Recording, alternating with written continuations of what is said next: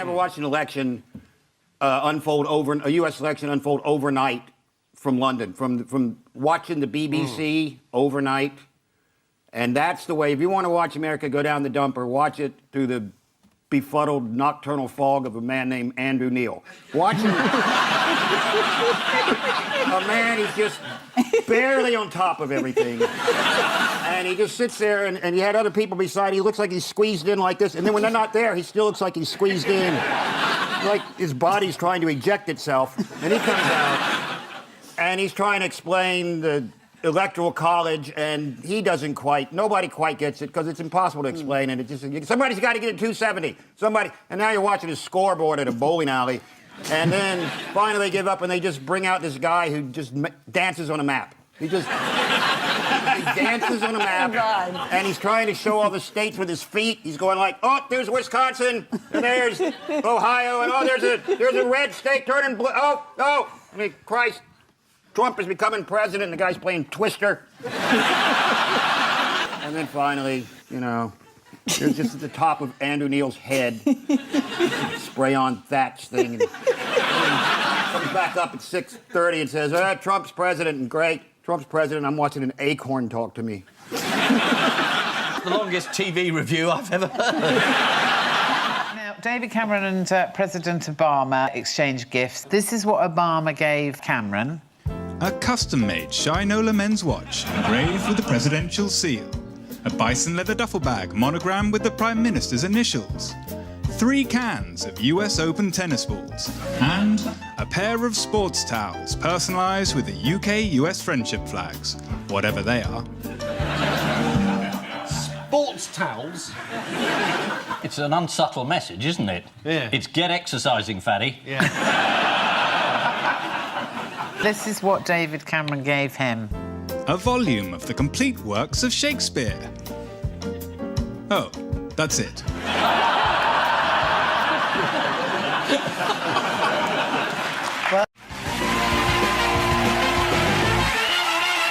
Do you think that the news channels were upset that the storm was as bad as it was predicted? It's very odd listening to the news, because the news was, there's this terrific storm, whatever it is, about to hit America. What will it do to the election? And you thought, well, what will it do to the people? And then the first thing they kept saying was, Obama's got to look presidential. He's got to appear presidential.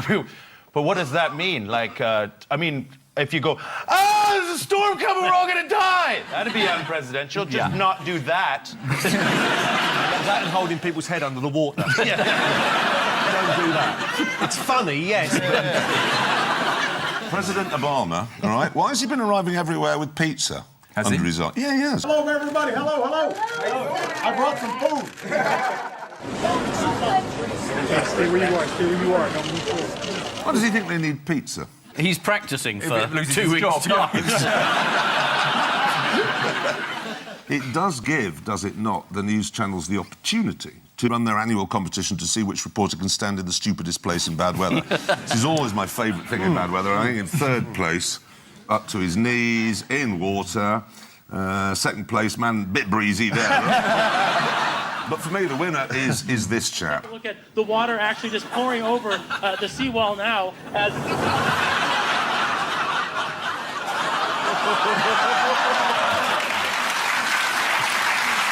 Love that. Obviously, any American story like this has to come to Britain. The Daily Mail Online, yesterday said, strong winds and heavy seas begin to build on this side of the Atlantic. And here comes the photo they ran.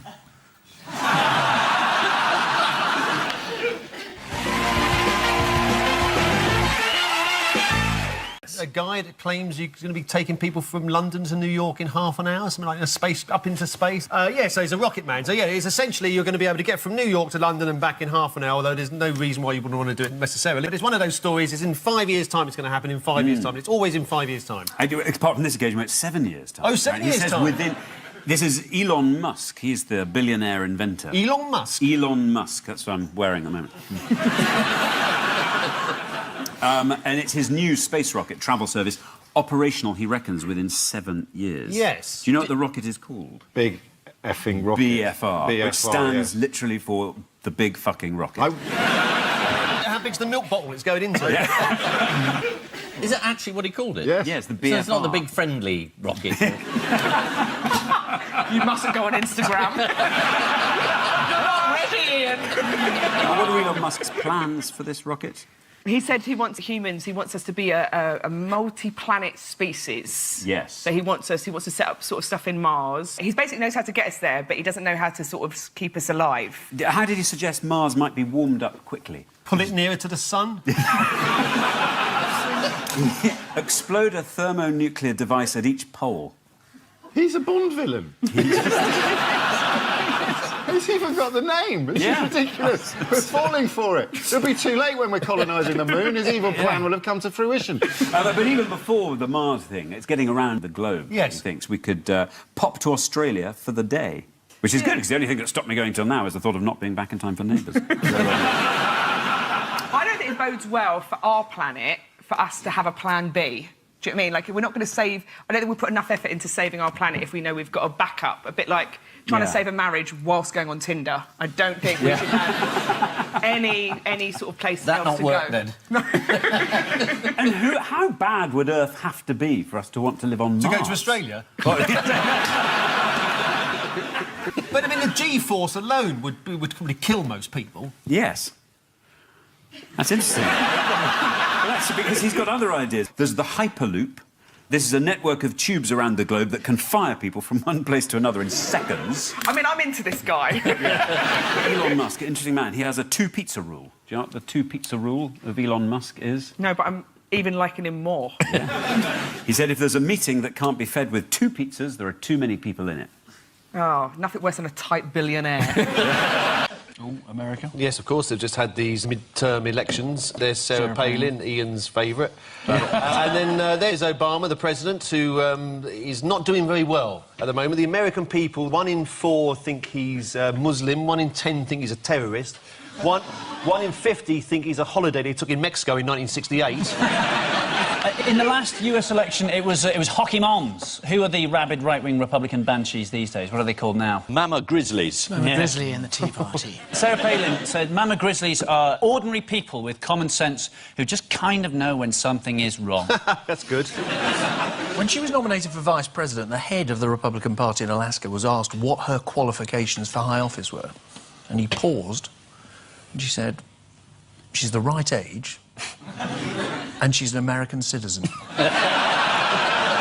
She gave a radio interview. The host said, how would you handle a situation like the one that just developed in North Korea?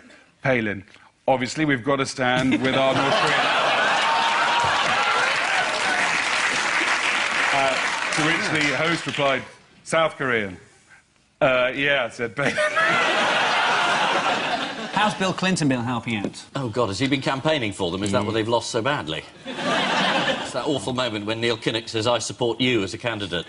I think he'd be good for them, wouldn't he, though? Do you? You liked him? You liked Bill Clinton? I thought he seemed like a very nice man. Did you meet him? I have met him once, actually, yes. Was he at one of your concerts? No, he wasn't. He made me feel very special. He came...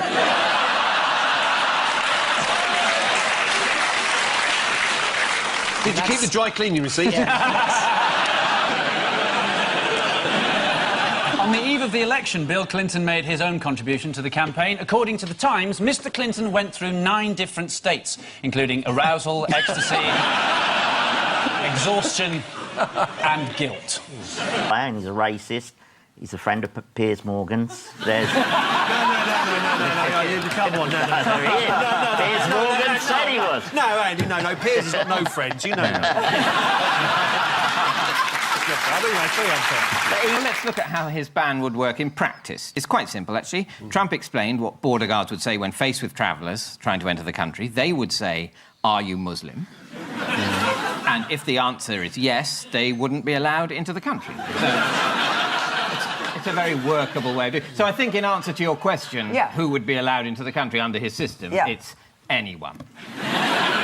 He's getting the backwash now, even from places like Dubai, where he had lots of investments. They don't want his name attached to it. They're pulling out. They're not actually... Trump trinkets sold big in the Middle East. Trump toothpaste, Trump toothbrushes. Really? Yeah. Trump toothbrushes? Well, I'm making Trump toothbrushes. All right, 'cause you wouldn't want anything to do with him in your mouth. And how did Britain first get involved in Trump's recent remarks? He said that London was... no-go areas. London was a no-go area. For certain police can't. officers. Yes, he said... yes, there's certain places in London police are officers. scared for their lives. Sports Direct. Going there.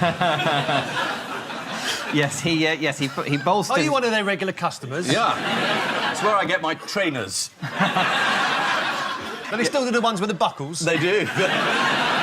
Trump's latest contribution to the health of Americans. He mused aloud whether it would be a good idea for people to inject disinfectant into themselves or to perhaps even drink it to clean out their lungs.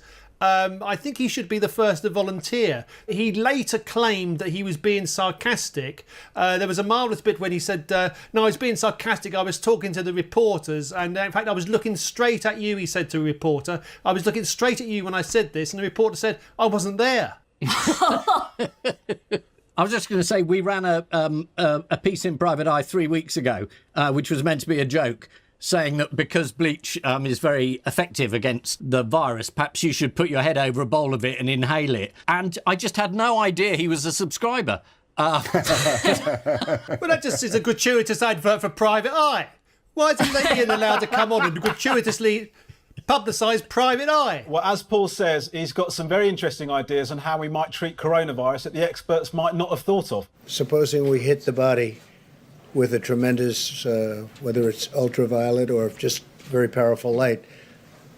And I think you said that hasn't been checked, but you're going to test it. And then I said, supposing you brought the light inside the body, which you can do either through the skin or in some other way. Right, and then I see the disinfectant where it knocks it out in a minute, 1 minute.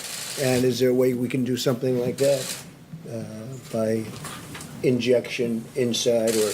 Oh, she just looks like every woman who's sat at the bus stop minding their own business and the weird, crazy guy just doesn't leave them alone. Like, her logic is just stare at the ground for long enough and maybe he'll go away. I can think of a good way of getting light into his body. I'd shove an angle-poised lamp right up the Oval Office. She's not completely blameless either, because she's given interviews in which she said that Donald Trump's business past, which involves various bankrupt casinos, has given him skills and insights that really help him understand the science in this case. Here he is saying goodbye to the first person to try injecting themselves with disinfectant. We'll do it. Okay. If you can remember back that far, this is the return to work of Boris Johnson on Monday. There's speculation as to how Boris's new son might affect his thinking on government policy. Well, if my experience of dealing with new babies is anything to go by, he'll be wanting to reopen the pubs within about 2 days. Speaker of the House, Sir Lindsay Hoyle, welcomed the news and said for Carrie and Boris, 2020 is certainly a year they will never forget. Although hopefully with enough therapy, the rest of us might. Yeah, it's the news that Donald Trump is now a convicted felon. Yeah, I just said that. You didn't say it how the Daily Star said it. They've got away with words. Orange man baby is guilty on all counts.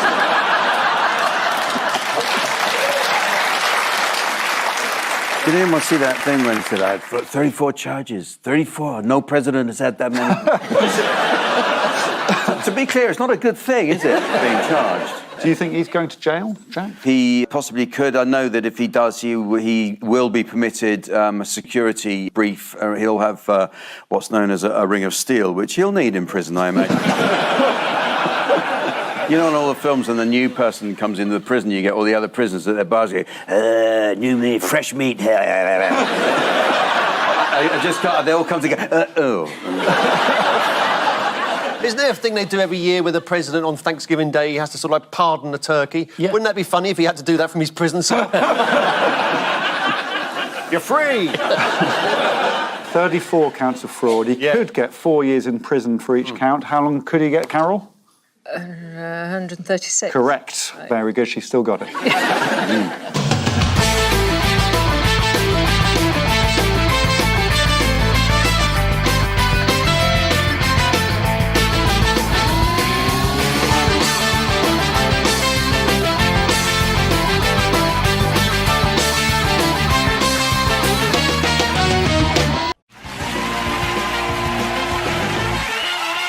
Paul and Nick, here's another for you. Oh, yes, OK. This is a clip from George Méliès's Voyage to the Moon. That's a nuclear explosion.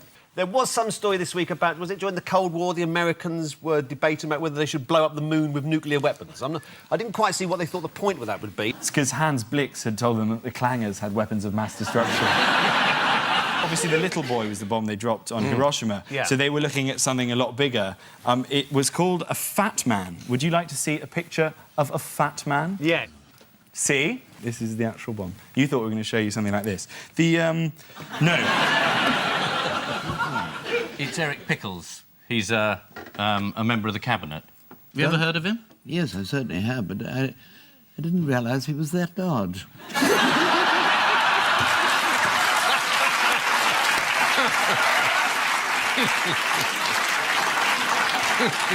What was the reason why they wanted to do this? It was I think it was sort of posturing, because the Russians had launched Sputnik, so they wanted to make a statement and surprise the Russians by blowing up the moon. Yeah, nothing happened in the Sanity end. prevailed. Yeah, because there were doubts over what effect a moon blast could have on Earth, including tidal patterns. Talking of which, floods in this country have now got serious because a celebrity has been affected. Which celebrity? What's the initials? PD. Is it P. Diddy?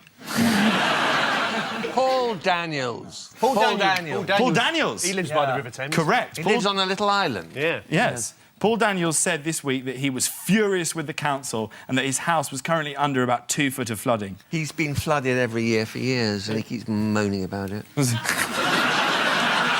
Get a sandbag, for God's sake. Weird, is it, if you live next to the Thames and then complain about flooding? In the Thames. It's like moving in next door to Ryan Giggs and then complaining when he bangs your wife. Like... You surely knew when you moved into the area. This is America's plan in the 1950s to blow up the moon. The plan to fire a nuclear missile at the moon was codenamed Project A119, although its purpose was later downgraded to finding a way of connecting Hartford and Stevenage. That is the actual road. Meanwhile, on Earth, the UK was again hit by widespread flooding. One of the people affected was magician Paul Daniels. He was stranded in his house. The emergency services said despite frantic efforts, they were running out of excuses not to rescue him.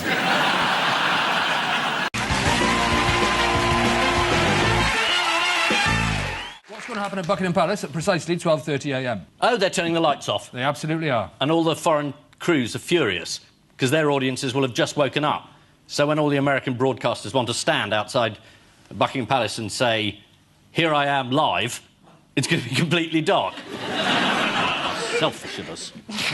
Why couldn't we time the wedding to be in the middle of the night here? Then the Americans could watch. And I hope there are ad breaks so that NBC can shove in an advert for, what is it, nachos they have? What is it? According to the Telegraph, Kate has invited her very first boyfriend, Willem Marks. I like Williams that are too posh to bother with the E bit. It's very posh. Willem. What's your name? Is it Bill, Will, William, Willem? There's even a video wedding book for the public to sign. So let's have a look at some of the messages of goodwill and affection that have been left so far. Royal wedding will cost in one day half what the UK spends yearly on help for the unemployed. Oh, lovely. May their long and happy marriage be the last one of the monarchy of the UK. Vast numbers of people couldn't give the tiniest shit. Do I need to do this number 6 once? Do Helen Mirren. Yes, sorry. Oh, that's right. nice. We'd all like to do Helen Mirren, but we're doing a bloody quiz show, mate. That's what we're doing here. Helen Mirren played the Queen, of course. Oh, right, yes, yeah. And here she is talking about John Gielgud on BBC Breakfast News. So that always inspired me. He always took kind of edgy choices. Yes, and he swore a lot, as I remember. And that was well, in that sort of wonderful voice you had. Exactly. that was you the little comedy. shit. Oh, no, you can't say that. Take that back. That never happened. It was in the original film. This time. If you heard that, we're very sorry.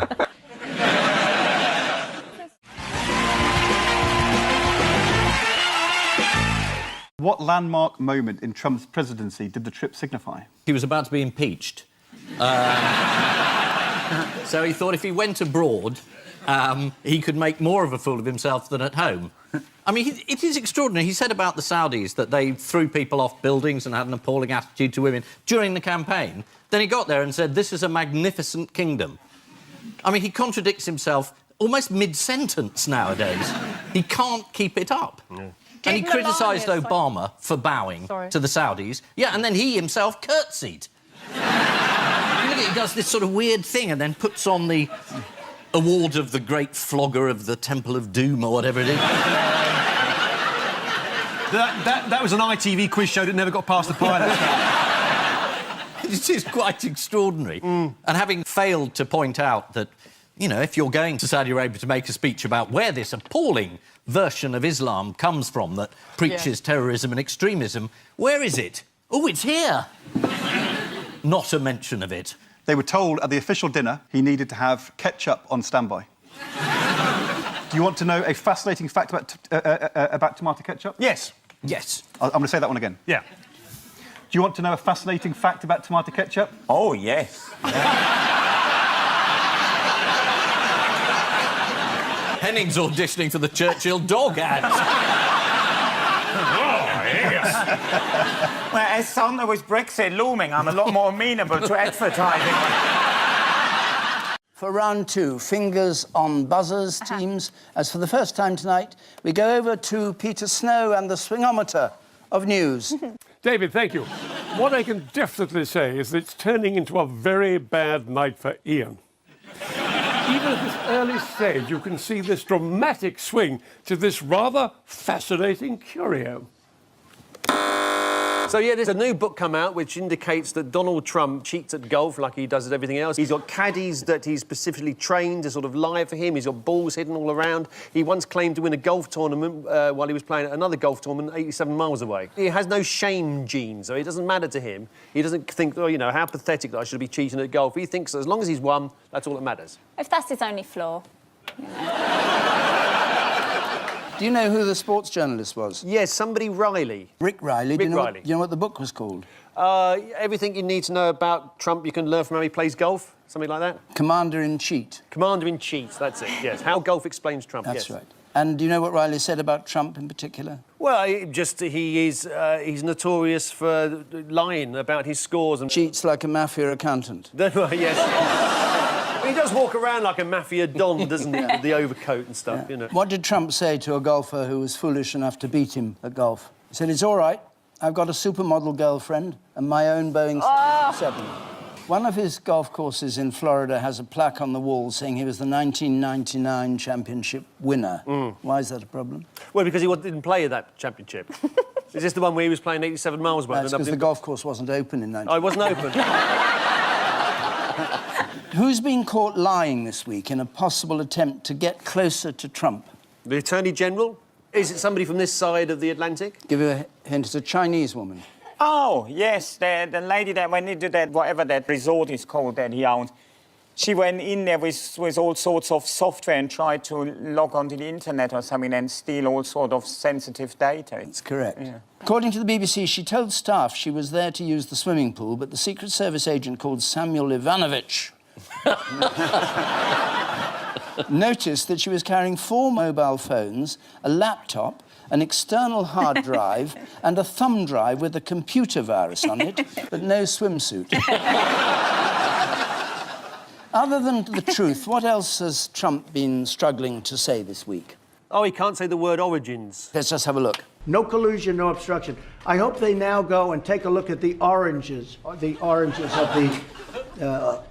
investigation, the beginnings of that investigation. You look at the origin of the investigation. Comes out as oranges. Talking about his suntan. Yes, indeed, yes. And maybe the colour of the suit he'll be wearing in a couple of years' time.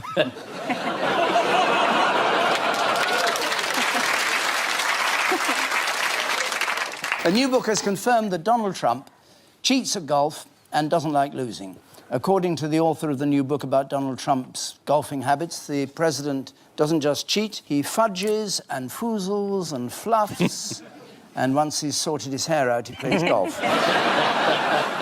Following the completion of the Mueller report, the Kremlin spokesman Dmitry Peskov mocked suggestions that Russia had colluded in the US elections. It's hard to find a black cat in a dark room, especially if it's not there. Although, as Donald Trump himself boasted, if anyone in a dark room can grab pussy, it's him. Because last week we weren't on because it was children with knees, and we had... but I obviously have not read a paper, so this just sounds all so absurd. Oh, there's more. Is there more? Yeah, Trump's proposed to the Queen. And she's accepted, and the wedding is next year. They're going to have it in Trump Tower. It's going to be fantastic. Oh, I look forward to it. Yeah, I'm best man. Are you? He hasn't actually appointed him. I mean, but via Twitter. I mean, that's real, isn't it? The president isn't actually allowed to appoint our ambassador yet. No, no. Thankfully not on Twitter. If he does it on Facebook, it's legally binding. So it was a late-night tweet from Trump. Do you remember roughly what it said? It said that many people think that Nigel Farage would make an excellent ambassador between the UK and the US, or That's something many along in the sense of one. I responded to Donald Trump and I said, name them. This is exactly what he said. Many people would like to see Nigel Farage represent Great Britain as their ambassador to the United States. He would do a great job. Donald Trump doesn't even follow Nigel Farage on Twitter, which is a massive digital slap in the face. Yeah. Really? Yeah, he doesn't even follow him, so he doesn't think he's that great a job. He doesn't think he's got top pants online. Do you know... Can anyone remember... You remember Christopher Mayer, who was Tony Blair's ambassador to the US? Yeah. Do you remember what his instruction was? Yeah. Get as drunk as possible and then avoid everybody. He was pretty nearly that. Was it? He was told to get as far up George Bush's arse as you can. Exactly. It was exactly... We want you to go... Is he allowed to use crampons? Is he? We want you to get up the arse of the White House and stay there. So that's the brief. Actually, maybe Nigel Farage is qualified. Well, Blair did it himself. He didn't actually need an ambassador. Now, who'd like to see a picture of Farage, quite possibly the happiest moment in his life? I think that's the door into Trump Tower. It is fantastic. Have you seen the pictures of inside? It's sort of late Gaddafi, the decor.